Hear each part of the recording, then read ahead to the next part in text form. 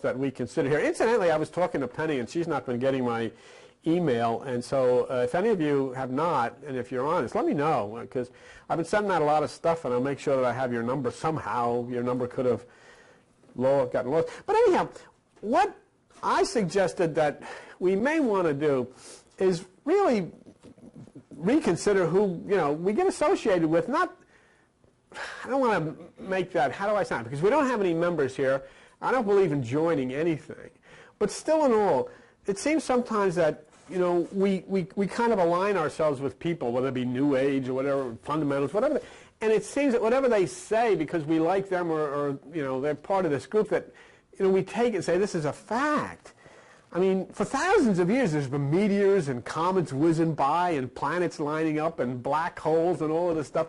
And all of a sudden now, it seems as though when these things are going to occur, they become signs to people that all of this cataclysmic stuff's going to happen, and it doesn't happen.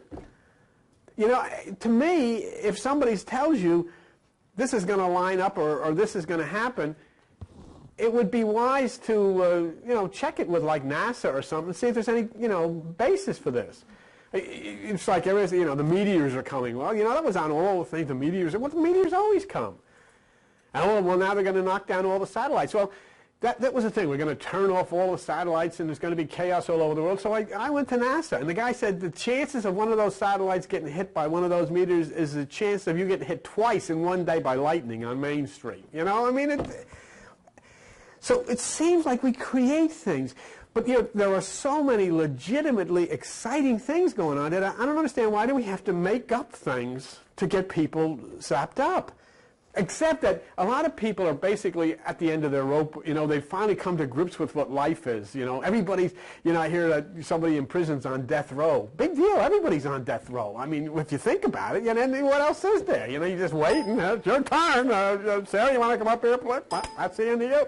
I mean, so, a lot of people get to the point where this isn't any fun. I want to get out of this. And the best way to get out of it is to hope that spaceships will come, or that the planets will do some things and everybody will change and you won't die anymore and all this stuff. So we make all of this stuff up, And you and I have gone through things that we didn't have to make up. And things that we could document, things that are about Pegasus. And what we did, we put together the fact that the people that said something was coming from Pegasus, and that we looked and we find out all of these planets were discovered. This is exciting. Even we found connections to prophecies of thousands of years ago in ancient writings of thousands coming on white horses, remember? And then on your stuff on page 87, we looked in the Associated Press, thousands of stars coming from Pegasus right after they discovered the planet. See, that to me is exciting.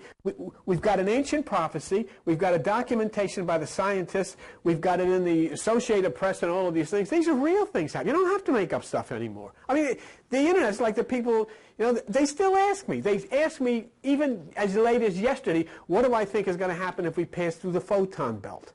There is no photon belt. It doesn't exist. But this is all over the Internet, And so I went to NASA because I want people that understand these things to tell me. And I don't want to be concentrating on silly things if we can, and we should be concentrating on the reality of what's going on. We've been following supernova, 1987A, and I showed these pictures again, this picture last night to people. I mean, what more exciting thing could you see than this? And the developments, and not only have we shown this picture of supernova, we have a date by the scientists as to when it's going to affect the Earth around 2000, between 2000 and 2002. So that we don't have to create anything. We went through the myth of Pluto and Charon, which is beautiful. That's the first time, I think, and you've all gone to church and you've been part like in New Age groups, but that's the first time that I think we ever saw any proof that an intelligent civilization somewhere thousands of years ago told us something that was going to happen and proved it. Do you remember? Because you had in the mythology Hades, which is also known in the Greek mythology as Pluto, and the fact that there was this little gray man who ferried you across the river Styx to Hades called Charon. Well, we found out that Pluto, or Hades, was the last outpost before Elysium. When you went past Hades, then you went off to Elysium, which is heaven. But you had to go there via that little gray, snarly boatman named Charon. See? So what was that all about? You've got Pluto, and you've got this little gray thing named Charon next to it. So you say, gosh, you know, that's interesting, but, you know, doesn't mean anything to us. But then in 1930, we discovered this planet, and it's the last planet as the last outpost before you go on to the next world, and they called it Pluto. I say, well, they probably, you know, knew about this, so they named it after the mythology, and that's interesting. But there was a problem here. These people, the myth said there's something gray and small next to it, Charon. Well, when they found Pluto, there was nothing. So that blew that. So just think of that. The myth said thousands of years ago that Pluto had this small gray thing next to it named Charon. And then we found a planet that was stationed where they said it should be at the last outpost before you go to the next world, and we called it Pluto. But there was nothing there. Aha. 1978. Scientists found something orbiting Pluto, small and gray, and they called it Charon. And to this day now, Charon and Pluto. And that's only 20 years ago. And now what's happening? Now Pluto and Charon are in the orbit of Neptune, and they will get out of the orbit of Neptune and assume their place at the doorway to the next world on March 15th, 1999, the Ides of March. That's exciting stuff. That's real stuff. And not only is it real, it's documenting that somebody thousands of years wrote this and knew that this was there. And we found part of it in 1930 and the balance of it in 1978. Yes, sir? Yeah, Bill, that date numerologically is a 10, which is the representation of God. This here, 3/15/99 is a 10, which is a representation of God. Yeah, well, that's good too, and that's what I didn't know. But, you know, don't ever lose sight of the fact here that they said that was there thousands of years before we knew it. And 68 years ago, we found the one part of the puzzle, and only 20 years ago, we found the other part of the puzzle, and there's Pluto and Charon, and they're going to assume that position at the doorway. Now, see, this is true. This is an astronomical fact as to what's going to happen. It's mythology that has been fulfilled in our time in such a way that you don't have to make up stuff. This is real. And to me, that's what's exciting. And that's what I like to see you. I like to see you be very discriminating when people say, oh, these planets are going to line up and stuff. I say, well, find out from NASA. Does that mean anything? They always do that. And you don't have time to worry about things that aren't relevant when you should be really considering the things we are. So we have some things to consider that are extremely exciting from an astronomical basis that are connected to ancient writings. And so then we don't have to make things up. And I've tried to share with you fulfillments of ancient scripture that are taking place in the universe today that we can see because of Hubble. But doesn't it make sense that if there was, or if there is, an advanced civilization, they would have instructed us on what was going to take place? And the answer was, of course. That would make a lot of sense. But the point then was, well, okay, but who are they? Who are these people? And I think that's the most dramatic thing that we've been able to share with one another. I believe with all my heart that we have identified who the intelligence were and where they came from. And we did that, I think, with a lot of deep study in detail, okay?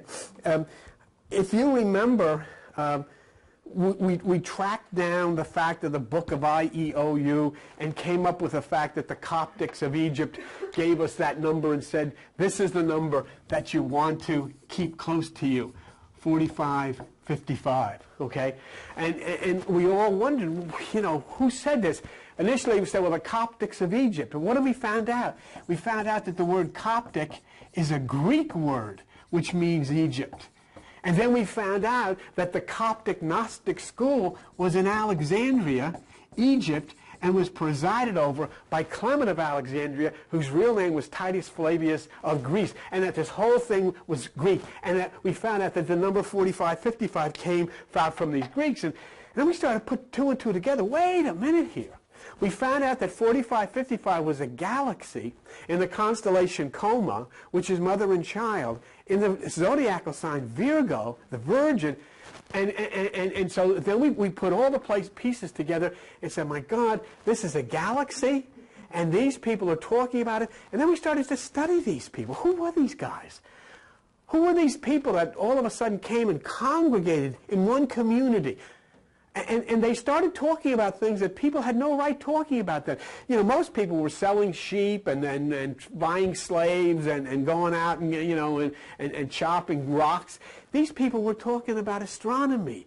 They were talking about metaphysics. They were talking about quantum. They were talking about biology. They were talking about philosophy. I mean, Democritus was talking about the electrons of the atom and how they worked 3,000 years ago. But when I read that, a question comes to my mind. Who taught him that? There was nobody. Was the guy splitting rocks wasn't teaching this guy that. And then Socrates writes a book. And his first book is entitled Metaphysics. Whoa! And what happens to poor Socrates? He winds up getting executed by the system because he had a problem with their religion. And then I took Zeno.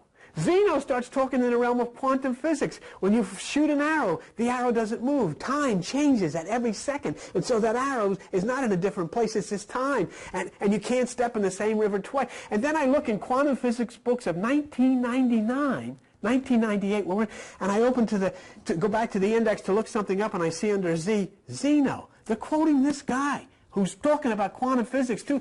Who the heck taught him? And Pythagoras, the father of mathematics, who gave us the numbers and the signs, the sounds of the planets. And he said, these are the sounds of the planets. Do, re, mi, fa, sol, la, ti, do. They said, wait a minute, Pyth, how do you know that? How would you know that? Because Pythagoras then said, because I have lived before, and I have given the power to know and remember where I was. And there, from the Pythagoreans, came the theory of the transmigration of the soul. What are you going to do? Argue with a guy like this? Call him a New Age freak? A scientist of such a profound intellect as Pythagoras? But he said, yes, that's what the transmigration of the soul. So then, if I got Pythagoras talking about the transmigration of the soul, I got these guys talking about metaphysics and the metaphysics of Plato. I got them talking about astronomy. I've got them talking about biology and about philosophy, and they present the entire world with the basis for its culture of living. And I'm saying, I have a good reason to believe that these guys came from 4555. And not only that, but I found out that the Bible, even though it initially started off as Hebrew, became a Greek document in 300 BC. And then I see this hand coming down in the book of Daniel and writing on the wall, Mene, Mene, and Emi, Eni means number. And there, the number of Mene means 45, 55. 45, 55 is the number of that. I said, I've got reason to think. So we went on with this for a couple of years, didn't we? Searching about 45, 55. And then what happened?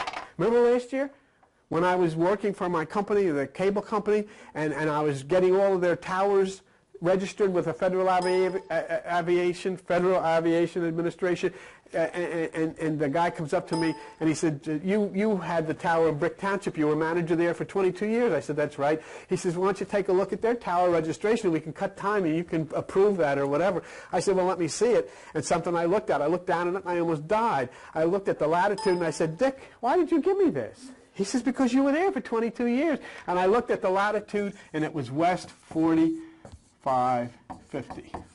Been sitting on that latitude for 22. How could it be any place else in the world? There it is.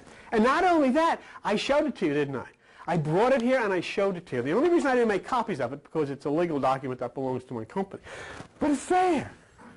Is this all a coincidence? That could be even just one degree, one number different. And I've looked at all of them and they're all 43, 26, 52, 40. Only this one is 45, 55. Come on.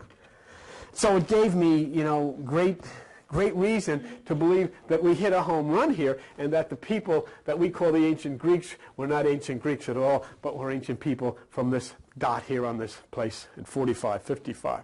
There is no explanation in the world how a group of people could all come and wind up living in one neighborhood and they're all talking about this stuff. Plato says, I'll open a school. Now, I want all the students here, please yell out your name as I got, what's your name, son?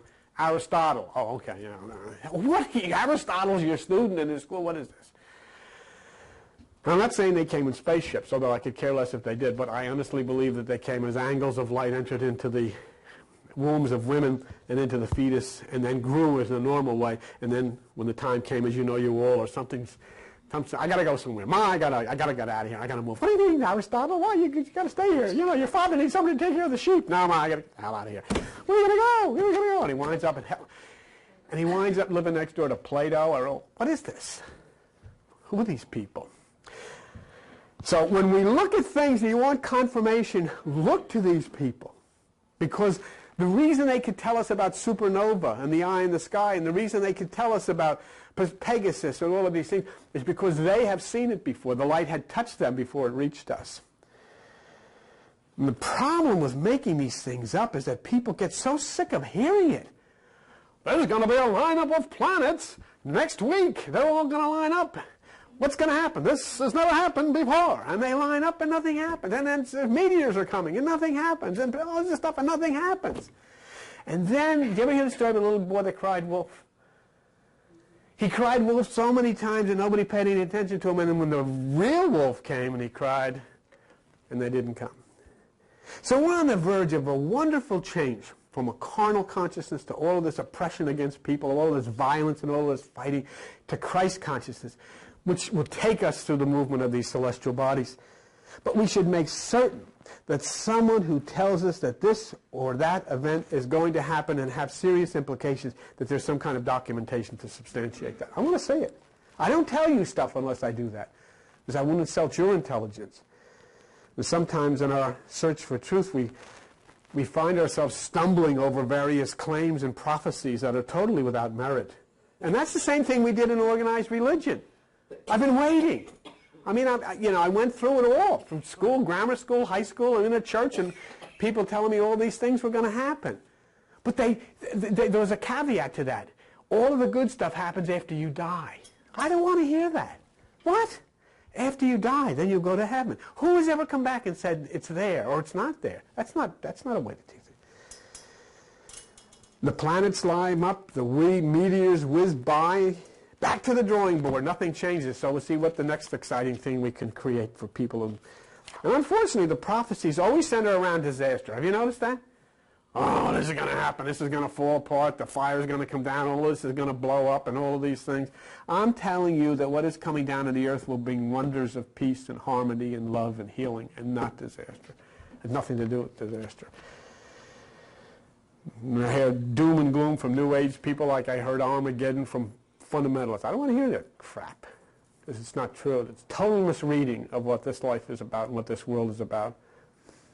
I take everybody with a grain of salt, and I know you'll take me with a grain of salt. So I hope, But even though I try to encourage you not to believe anything, I also know that I owe you the respect of documenting, at least documenting where the information comes from that I give you. And I've done that, and you have the documentation with you. I spent years here listening to people, reading, meditating, searching for some connection that would tell me that the things that are going on were seen before by other civilizations, and that we could have some confidence and have some knowledge. And warnings. And sure, there are warnings because, in our present culture, there are many people who are not going to like the change because their whole survival rests in the power to oppress other people and take advantage of other people. So they're not gonna like that. But on the other hand, the rest who are willing to live and love and reach out in harmony with the whole world, this is going to be a wonderful time. I studied Buddha, and we exchanged ideas about Buddha. We learned about the mind. And I studied Krishna, and we exchanged ideas about Krishna, and we learned about the astral influences. I studied the Bible. I learned about prophecies and practices and the secret things that they really were intended to convey us through these ancient Greeks. One man I studied was run out of the country, run out of the United States. I saw him one day in handcuffs, and he was in a jail cell. And then he was expelled from this country as a cult leader. And I guess in a way he was. His students all had red robes and they sat around and listened to him. And they listened to him. He was carried around in Cadillacs and his people had rifles and crazy people. There were some unethical people running his operation. But in spite of all of this, I found him to be one of the most brilliant minds of our time. A mind whose origin I don't believe was of this earth. I don't know how he got involved or got carried off by all of these crazy people that surrounded him, but that wasn't him because I know his words. He was a mind that could convey with great honor and great simplicity the truths that are hidden within us all and hidden in this universe. I guess it was really not too good of an idea to get too close, especially when he wound up there in Oregon with all of that stuff. But I would have loved to have been able to sit and talk with him. He died shortly after he was expelled from this country. And he himself warned us about getting too close to those that we admire. He said that the stars are beautiful from a distance. He says they can give you a feeling of deep spirit. They can give you a feeling of love as you sit with someone special and you look up at the stars twinkling. But he said, you know, when you get too close to them, you'll find out that they're really nothing but mud and gas.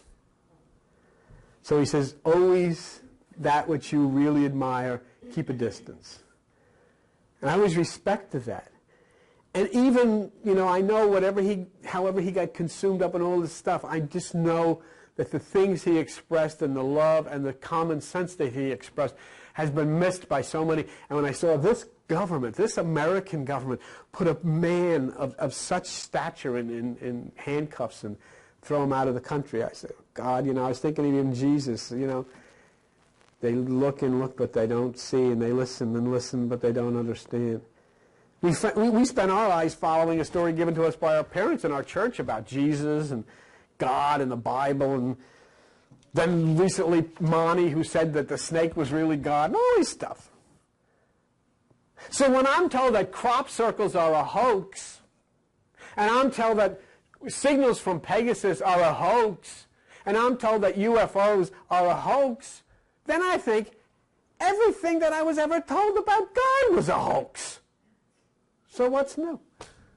I went to schools where they taught hoaxes. And everybody was, you know, my parents sent me there because somebody had taught the hoax to them. So who's worse, the guy that tells about a hoax from Pegasus or the guy that tells about a hoax from the altar? I mean, it's a hoax, it's a hoax. So I continue to spend occasional time reading of this strange teacher whose name was Bhagwan Sri Rajneesh. And I'd like to share something with, because in spite of all of the outward appearances that surrounded him, to me he was one of the few minds that made sense. Me and him. Not really. And I don't have you sitting in red robes and you know, oh God. But I listened to the priests, and I listened to the pastors, and I listened to evangelists, but then I'd open the book, and I'd listen to the Bhagwan, and I said to Joan, this guy makes sense. So I have been so overwhelmed by the absurdity that I find in all kinds of organizations, including New Age, Old Age, and, you know, it's like I've been telling you, you know, you go, you're feeling pretty good, you buy something in the store, the doctor. I feel good, and you go to the doctor, and he gives you something else, you get all screwed up, so you say, what do you do? But so much of my life has been consumed, and so much of your life has been consumed in religion, that I spent some time in my meditation very recently with this strange man, Bhagwan, who died. And I sought his thoughts on religion, and this is what he said. This is Bhagwan. I am against all religion for the very fact that I am for religion. The very fact that there are so many religions is enough to prove that something is basically wrong. That we have not been able to discover the truth about religion. Now listen to this. Because the truth can only be one. Lies can be hundreds. Now that little bit of philosophy sums up the very thing we've been considering. There is only one truth. It's not a Christian or a Jewish or a Muslim truth. It is either the truth or it's not. Yet every group has their truth. So they have to be so many lies, you know. So then he goes on to say, fictions you can create as many as you like. It is your imagination, but the truth is not your imagination. The truth is revelation. It's already there. Now listen to this line that he said about truth.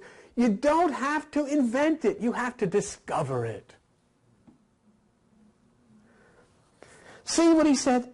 Instead of seeking within, instead of trying to connect with the universal wonder, instead of trying to connect with those ancients who had seen these things, that it's already there, it can't be changed. We try to find people who tell us something that sounds exciting, even if it's not. Truth is already there. You have to find it. You can't create it. And then he says this, Bhagwan, I am against all religions because all these religions are not religion. He said if they were religions, there would only be one religion in the whole world. There is no possibility of there being two religions. And then he says, and what do you say about 300 religions? It's absurd. I feel strongly the same way. There is no possibility of there even being two religions. Something either is or it's not. If you ask me how to get to New York and I say you have to go north, and then you say, well, I found somebody who, you know, my mother recommended, and so then you're going southwest. And you revere that person because your mother loves him and your father loved him and he always gave advice to the family, but you're still going the wrong way. You're looking for it, and you're never going to find it. Because you connected with somebody. And it was so exciting because he told you of all the neat things you could find along that highway. And you could see different sights and you could see and all of these different exciting things. But they're not going to take you to where you wanted to go. So you don't want to offend anybody. You don't want to offend him. You don't want to offend your parents. You don't want to offend your friends. So you follow and you go the wrong way. You simply keep heading south and hope that eventually you'll find it. But you won't because it's north. So Bhagwan says, and he says about the same thing about us. He says, you know what is strange? That man continues to tolerate this. These are all fictions created by different people, different societies, different geographics. They have nothing to do with religion because religion is not geographical. Religion is not racial. Do you ever think he says in science in terms of geography or race or science? Then look what he says. Of course not. If the water boils at 100 degrees here today, it has been boiling at 100 degrees always, everywhere. In the past, it always boiled at 100 degrees, and it will always do so in the future. And it doesn't make any difference if the person boiling the water is a Christian or a Jew or a Hindu or a communist. Whether he believes in God or he doesn't believe in God. Whether he's a sinner or a saint, it doesn't make any difference. The water will boil at 100 degrees. That's the truth, and you don't have to create any fiction about it. You see?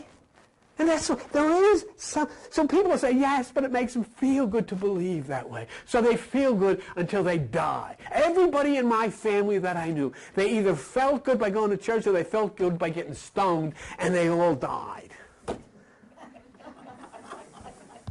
I used to walk in, it's Christmas time, we're coming, and we're going to go, and we're going to visit Uncle Jim. And I get in there, and there's the Christmas tree, and here's Uncle Jim laying on the floor with his teeth next to him, stoned.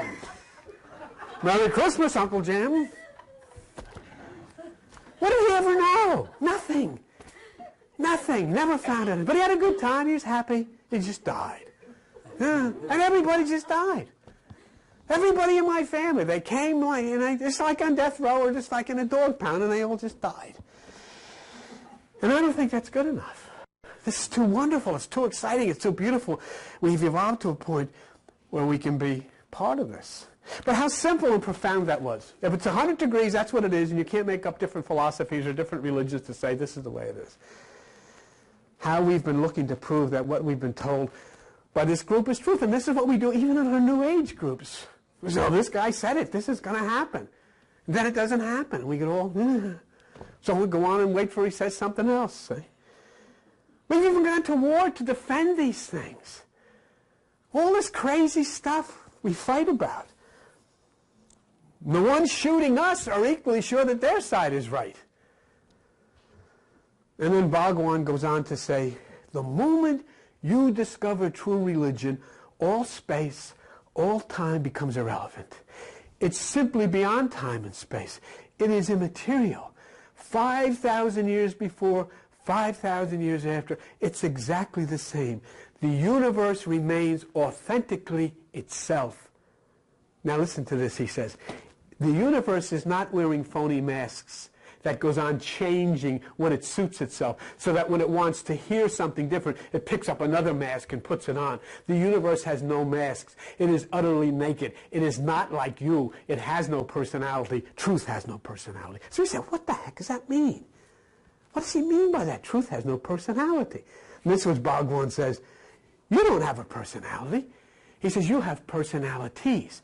You need different faces in different situations. When you're talking to wife, you need one personality. When you're talking to girlfriend, you need another personality. When you're talking to the boss, you need another personality. When you're talking to a priest, you have another personality. You behave in different ways depending on the situation. You have masks that you put on. Halloween time, I'll go as posing as a religious person. I'll go to Atlantic City. Woohoo! I'll go posing as a... What? So this is what he says. He says, take a look at yourself and see that you change automatically. You see your wife coming, it automatically changes you. You see your boss coming, it automatically changes you, the nature of things. But the universe, Bhagwan says, truth has no personality. It simply is. And to experience existence as it truly is, you must move to your own center. That is where you join with existence. Your hands can touch a flower. Your eyes can see the color of the clouds. Your ears can hear the music of the birds, the sound of the running water, the breeze rustling through the trees. But now listen to this. But there is a gap between you and the cloud. There is a gap between you and the trees. There is a gap between you and the stars. It's so beautiful because the stars are one and you are one. However close you come, there is still a gap. And he says that is why there is so beautiful and why things in the universe are never changing. They are truth, and truth is one because there is a gap between us and them. And now if you listen very carefully, I think you'll understand what he's saying is the cause of the problem.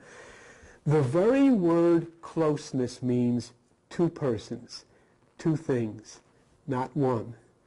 The gap is there however close you may come. You come close to another person, but there's still a gap. You can shout, but you know there's always a gap. You can reach out, but you know there's always a gap. The gap is always big enough, even though it's small, to keep you separate. And here's the problem, he says.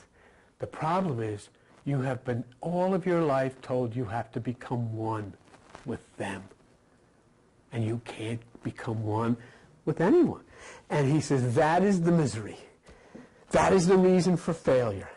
We are bound to fail because we're trying to do the impossible. Just what a thing. I share this with you today because it is the basis of all of our work here. There are no members. You cannot join it. You cannot become one with me. That is where the failure comes. We try to be a religion and we sing songs. We are one in the spirit. We want to be one and all this stuff and we sing. And then we go home and they say, holy Jesus, what the hell is this? I had a great time at the service tonight until I got home. And then you start. You know, what happened? We try to be a religion or a denomination so we can come together and we want to be with the other. And now this is the great part. There was a French philosopher, Jean-Paul Sartre, S-A-T-R-E. He said, the problem is the other is hell. What does this mean? The other is hell. This is what Bhagwan says about that. He says Sartre is right. He has understood the point. The other is always going to remain the other. And the one that wants to join and become one with the other is always going to be failure because it cannot be done and the person becomes miserable. How true. When it says, physician, heal yourself. Physician, know yourself. We have never found out who we are because we've been so busy in our training to become the way they are. We got to become part of this group. We identify ourselves. We're Christians. We're Jews. We're Catholics. We're Buddhists. Instead of being, I am Bill, I am me. I am a person. I am nothing like you. I don't think like you. I may come in here and everybody says, oh, we all think. But when we get home, no way.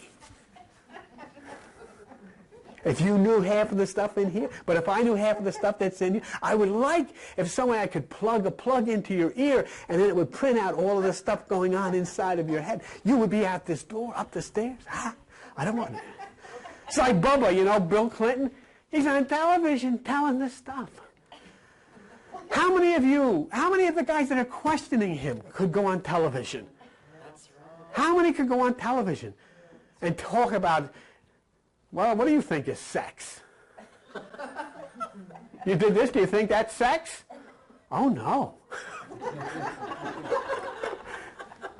You know, I was thinking about that yesterday. And they say Bill Clinton committed perjury. Let me ask you a question. I don't think anybody's asked this question. He committed perjury. He lied under oath. He went into this Paula Jones thing thinking he was going to be talking about Paula Jones. All prepared. Okay, we got our Paula Jones papers. All prepared. He didn't know that Linda Tripp had been there the night before and they were going to talk about his adultery. All of a sudden, he gets hit between the eyes, ambushed with Monica, and now he's got 2 seconds to tell the truth. And instantly, something happens. The first thing that flashed into his head are Hillary and Chelsea. And now you've got 2 seconds to make a decision. Do you lie under oath, or do you cause tremendous harm to Hillary and Chelsea? And he said, I didn't do it. I challenge anybody. Would you lie under oath, or would you try to protect your child? It's exactly what he did. Because he was ambushed. The trap was set. I'm not saying he should have thought of that before. That's not the point. Of course he should have thought of that before. It's just a stupid thing to do, have sex in the Oval Office. Of course it's stupid. Of course Ronald Reagan wouldn't have sex in the Oval Office. He couldn't have sex in the Oval Office.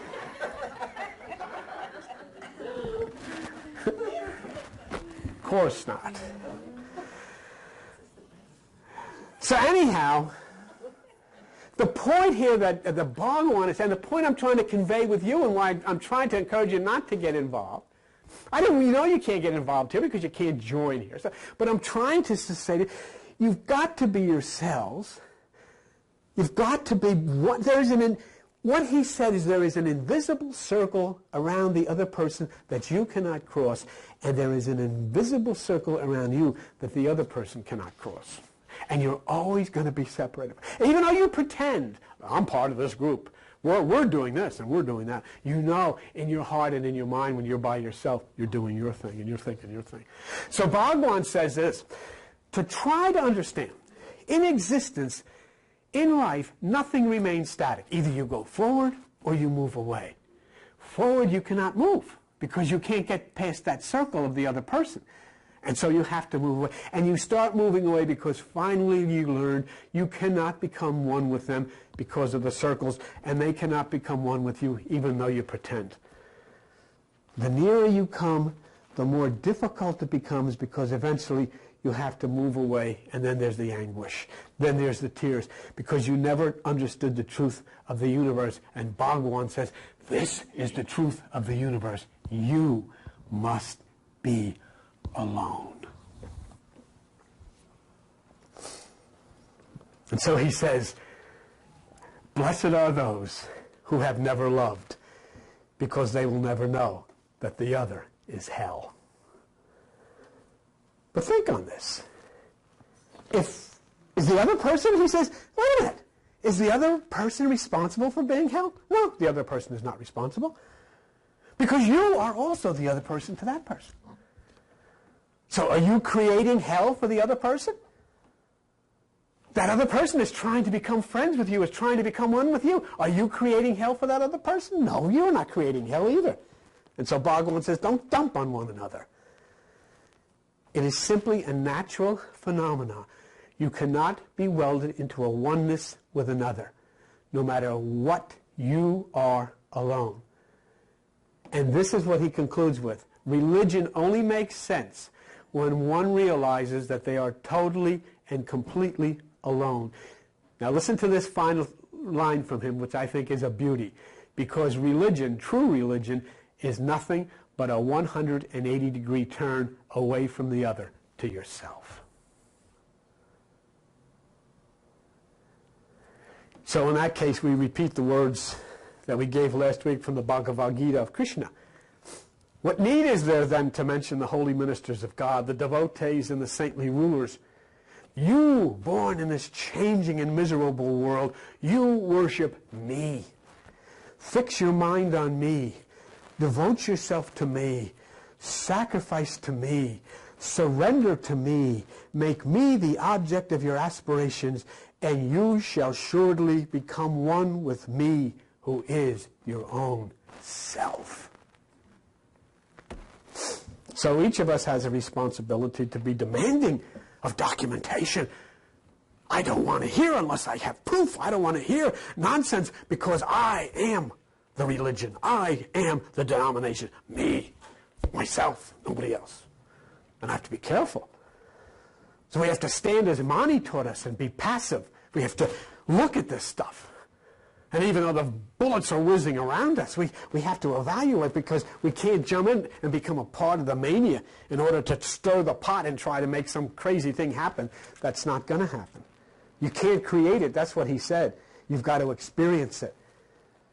So we go back into ourselves, we look into ourselves, we observe ourselves, and we practice the quantum. What did we do here? We did something here remarkable nobody has ever done. We proved meditation. We proved prayer. How?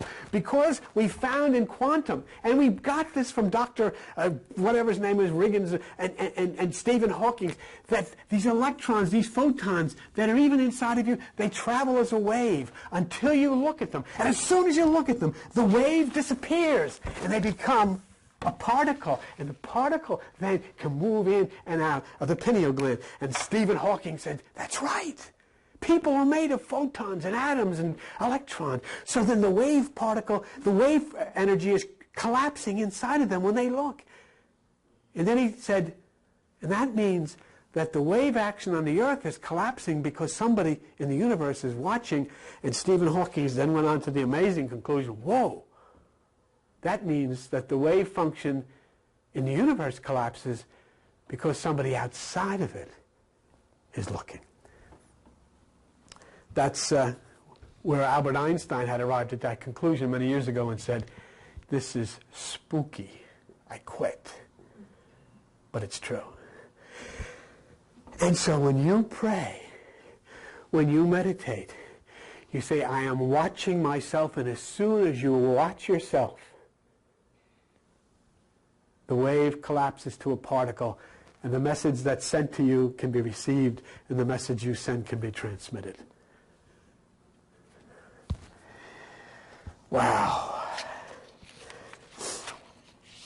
So as we watch the wave fields and they collapse and we begin to know the truth as you know it now, there's no doubt inside of you. There's no doubt inside of me. You can't convince anyone because they are creating. They're not listening. They're not watching. There's not a destruction coming on the earth. Those who will share and will reach out to all life, there's a wonder coming on the earth, and it's coming from Pegasus, and it's coming from Pluto and Charon. It's coming from supernova. What is going to happen? I mean, think of this. I shared it last night. When you meditate, the energy goes up the spine, touches the pineal gland, and there is what is called stria pinealis, which is a line that goes to the fornix, which is the vault or the oven or the furnace. So the light, the fire of the pineal, goes across the fuse of the stria pinealis and lights the furnace. So what? The thing is this. Daniel in the lion's den is a myth about this, because Daniel is Leo, which is the sun, the lion. And then with the second part of the story is Shadrach, Meshach, and Abednego in the furnace. And when the furnace was lit 7 times, the fourth man came, the new consciousness, the new deliverance out of all of this, the thing that you're looking for. So what? So the story is the same as what goes on in the brain. The fire from the eye, from the lion, Leo, the pineal, hits the furnace. So what? So what? Supernova, 1987, is the single eye. It's the pineal in the sky. And there's a direct line to where? A constellation. And what's the name of the constellation? Fornax, which is the furnace. And they've told us now that that's on fire. Supernova's on fire. And that the fire is going to hit here by the year 2000. The eye is going to be completely on fire. So then wouldn't it seem that the eye, the fire is going to travel on the Stria Pinealis in the sky and light up Fornax, which is the vault or the oven or the furnace, and then the fourth man will appear. Certainly that's the way it works. That's why it's in your head that way. That's why it's in the book that way. And that book, you remember what happened as soon as they come out of that furnace? What happened? It said in the book, a hand came with no arm on it, and it came to a wall, and it wrote on the wall, many, number, and then you looked and it said it meant 45, 55. That to me is exciting. That's exciting. So in fact, those who seek to destroy are going to be thrown off the back of Pegasus. Pegasus doesn't... One of the stories about Pegasus, someone who wanted to ride on the back of Pegasus, and he forced Pegasus, and he jumped up on the back of Pegasus, and Pegasus spread his wings, and they were riding up, but this person was a destructive person. And as they got up into the sky, Pegasus suddenly in the sky, whee, and he roared back, and he threw this guy off of his back, and the guy fell into the abyss, and that's when Pegasus went up into the Zeus, stables of Zeus, and that cloud. Pegasus doesn't carry people that destroy and hurt. Your Pegasus, the memory bank, to bring back your recollection of who you were. Because this is, just bear with me one second, this is what you have to know when you leave here, okay? Real quick, what is Pegasus? Pegasus, constellation, I understand, is a white horse, okay? Pegasus' father is Poseidon, who's the god of the sea, which means Pegasus is a white seahorse. Pegasus tripped the fountain on the mountain of the Muses. He became sacred to the Muses. The word muse means meditation. The Muses lived on Mount Helicon. The energy and meditation that goes up through the spine is a spiral energy. The word Helicon means spiral. And what was it all for? Because the mother of the Muses is named Monosome, which means, she was the goddess of what? Memory. Isn't that interesting? So what? It's a myth, is it? You have in your brain a hippocampus. The word hippocampus means seahorse. Stedman's Medical Dictionary says that the color of the hippocampus is white. It's a white seahorse. And what's the hippocampus do in your brain? It's responsible for what? Memory. It's Pegasus. That's exciting. And now Pegasus, the activity has started in Pegasus, and that line, that angle of light coming to the Pegasus in the sky, to the Pegasus of you, to restore you back to the memory of who you are. And so what will be the result of all this? The result of the fire. The result of supernova, the result of Pegasus, the result of Pluto and Chiron. It's in the Bible, written by the Greeks, of the ones of 45, 55, in Revelation 21:1. Don't bother looking at it. And I saw a new heaven and a new earth, for the first heaven and earth were passed away. And the first heaven and earth being passed away means there is no more the things to the way they were. There were no more black children laying in gutters. There are no more people living in poverty and starvation. Well, they built big churches next door to them under cardboard. There was no more oppression against people because who they are. And he says there was no more sea, which means that for the first time the consciousness that we understand as God will no longer be hidden in the deep as the great fish. It will be apparent to us all. In Revelation 21:2, and I saw the holy city, the new Jerusalem, coming down out of heaven, prepared as a bride adorned for her husband. Who's the bride? Gaia. Who's the husband? Uranus, who changes and turns everything upside down.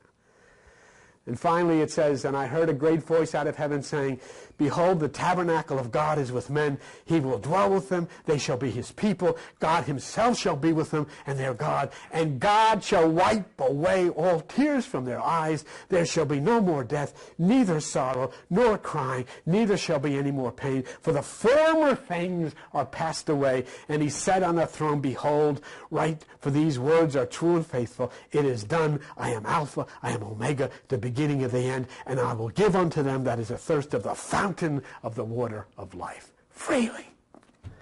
This is talking of a new mind, a new consciousness, a new understanding. That is what Pegasus means to me. That is what Supernova 1987 means to me. That is what 4555 means to me. That is what Pluto and Charon, who will get to their positions on March 15th, 1999, mean to me. We had a good time. Thank you very much for being with us, and